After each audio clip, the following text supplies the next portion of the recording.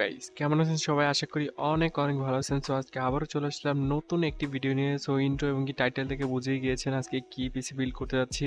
Processor হিসেবে থাকছে Core i5 12 জেনারেশনের 12400 মডেলের প্রসেসরটি, আর র্যাম হিসেবে থাকছে গিগাবাইট আরওস এর 6000 মেগাহার্টজ এর DDR5 এর 16 জিবি করে দুটি র্যাম, আর এসএসডি হিসেবে ইউজ করেছি কিংস্পেস এর 1 TB M.2 NVMe একটি এসএসডি। আর আপনাদের যদি বাজেট থাকে তাহলে আমি অবশ্যই সাজেস্ট করবো Zen 4 এর এসএসডি গুলো নেওয়ার জন্য। আর মাদারবোর্ড হিসেবে ইউজ করছি গিগাবাইটের B760MDS3H AX মডেলের মাদারবোর্ডটি। আর এই বিল্ডটিতে কুলার হিসেবে ইউজ করছি ডিপ কুলের AG400 এর ARGB কুলারটি।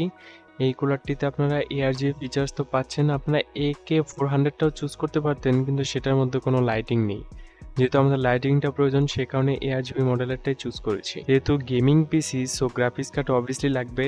সো গ্রাফিক্স কার্ড হিসেবে ইউজ করছি ইন্টেলের ARC A750 মডেলের গ্রাফিক্স কার্ডটি। এই গ্রাফিক্স কার্ডটি মোটামুটি গেমিং অথবা মাল্টিটাস্কিং এর জন্য যথেষ্ট ভালো পারফরমেন্স করে। সো পাওয়ার সাপ্লাই হিসেবে ইউজ করছি কর্সিয়ারের CV650 মডেলের পাওয়ার সাপ্লাইটি। সো এই পাওয়ার সাপ্লাইটি এই বিল্ডটিকে পাওয়ার করার জন্য যথেষ্ট হবে। সো অনেকেই ভাবছেন যে বাজেটটা কিভাবে কাট করা যায়। আপনাদের যদি বাজেটটা কাট করার প্রয়োজন হয় তাহলে সেক্ষেত্রে আপনারা একটু পাওয়ার সাপ্লাই দিক থেকে বাজেটটা কাট করতে পারেন। পাওয়ার সাপ্লাই যদি 650 না নিয়ে 550 নিতে পারেন তাহলে সেখানে বাজেটটা কাট হয়ে যাবে। এই বিল্ডটিতে যে মাদারবোর্ডটি ইউজ করেছি, এই মাদারবোর্ডটি ওয়াইফাই ইনবিল্ড থাকছে। সো এই মাদারবোর্ডটি না নিয়ে যদি আপনারা ওয়াইফাই ছাড়া কোনো মাদারবোর্ড চুজ করেন তাহলে কিন্তু সেখানেও বাজেটটা অনেকটা কাট করতে পারবেন। এই মাদারবোর্ডের বাজারটা মোটামুটি 17 থেকে 18 হাজার টাকার মতো আছে। সো যদি আপনারা ওয়াইফাই ছাড়া মাদারবোর্ডগুলো চুজ করেন তাহলে সেক্ষেত্রে মোটামুটি 5 থেকে 7 হাজার টাকা কম পেয়ে যাবেন। সো সেই কারণে আপনারা অনেকভাবেই চাইলে বাজেটটা কাট করতে পারেন। যেমন এই বিল্ডে র্যামের বাজেটটা একটু কাট করা হয়েছে, যেহেতু দুইটা র্যাম এখানে ছিল। সো দুইটা র্যামের বাজেটটা ফিট হচ্ছিল না, সে কারণে দুইটা র্যাম লাগানোর পরে পরবর্তীতে কাস্টমার বলতেছে ভাই একটা র্যাম আমি নিতে পারবো না। সো এটা নিয়ে অনেক কথাবার্তা বলার পরে কি আর করা যাবে, শেষমেশে একটি র্যাম আমাদের রেখে দিতে হয়েছিল। সো পরবর্তীতে তিনি একটি র্যামই ইউজ করেছেন। সো আরেকটা র্যাম উনি বলেছেন যে কিছুদিন পর নিতে আসবে। সো দেখা যাক উনি আর নিতে আসে কিনা।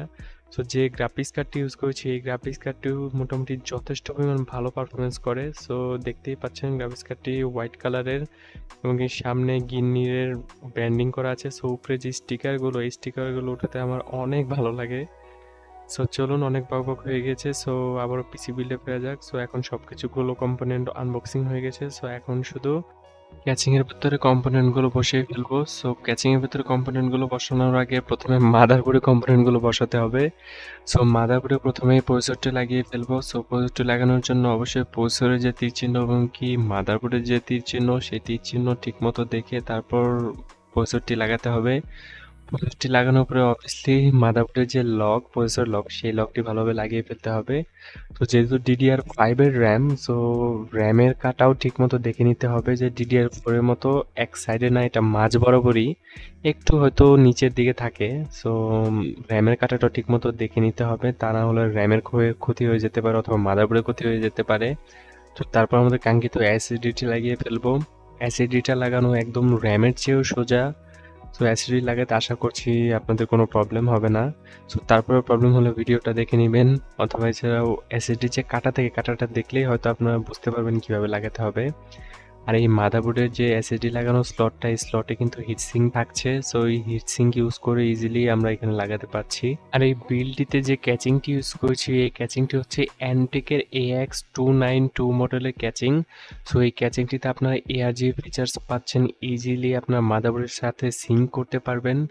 আর সামনে থাকছে 3টা ফ্যান এবং কি পিছনে থাকছে একটা ফ্যান। সো ক্যাচিং এর ব্যাকপার্টটি খুলে নিয়েছি। সো প্রথমেই পাওয়ার সাপ্লাইটি লাগিয়ে ফেলবো, তারপর আমাদের কাঙ্ক্ষিত মাদারবোর্ডটি বসিয়ে ফেলবো। মাদারবোর্ডটি বসানোর আগে অবশ্যই মাদারবোর্ডের সাথে আসা যে বেটি, ক্যাচিং এ খুব ভালোভাবে লাগিয়ে ফেলতে হবে।